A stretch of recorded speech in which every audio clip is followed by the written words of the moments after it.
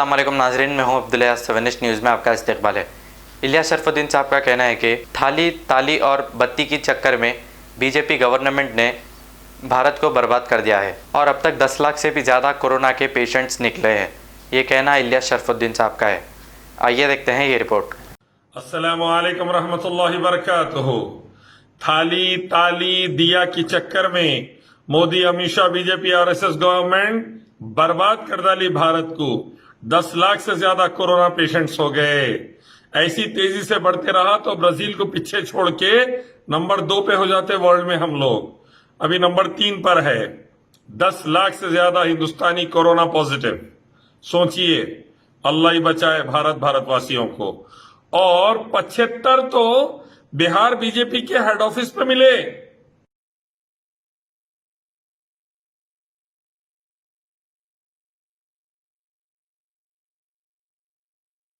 कोसी जमात में गए थे नहीं मालूम, कोसे मौलाना से मिलके बैठे थे नहीं मालूम, कोसे मौलाना इनको भटका दिए नहीं मालूम। बीजेपी के हेडक्वार्टर में बिहार में 75 मिले हैं।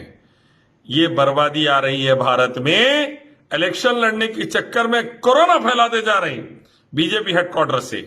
इसीलिए मैं कहता हूं, एक रब अल्लाह की इबादत, उसके आखिर पैगंबर मोहम्मद सल्लल्लाहु अलैहि वसल्लम की इताअत पर आइए, थोड़ी सेंसिबिलिटी आएंगी। खुद भी बचेंगे, देश भी बचेगा, देशवासी भी बचेंगे। सऊदी अरब, यूएई, कुवैत के जैसा हैंडल करेंगे। लाइए इस्लाम, खुद को बचाइए, देश को बचाइए और इलेक्शन के चक्कर में करोड़ों को मत मारिए।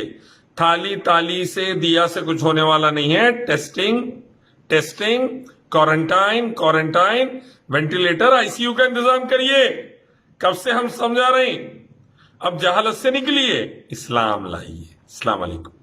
मोहम्मदिया शवरमा पिछले 10 साल से सारे हैदराबाद की अव्वलीन पसंद। मोहम्मद इदरीस खान, मोहम्मद इमरान खान की लाजवाब पेशकश। मोहम्मदिया शवरमा पर आइए और शवरमा, कबाब, प्लेटर, ग्रिल चिकन बिरयानी खाइए या अपने घर पार्सल ले जाइए और अपनी दावतों के जायके को 4 चांद लगाइए। हमसे कैटरिंग के लिए रब्त पैदा कीजिए और हमारी फ्रेंचाइजी के लिए भी कांटेक्ट कीजिए। हमारे ब्रांचेस मोहम्मदिया शवरमा, शमशाबाद, राजेंद्र नगर, रेती बली और pillar number 67 opposite Orient bank, Kadarbagh, Hyderabad. खबर है शहर की, खबर है गाँव की, खबर है सारी दुनिया की। 7H न्यूज पसंद आए तो लाइक कीजिए, शेयर कीजिए और सब्सक्राइब करना ना भूले। 7H न्यूज, आपकी आवाज।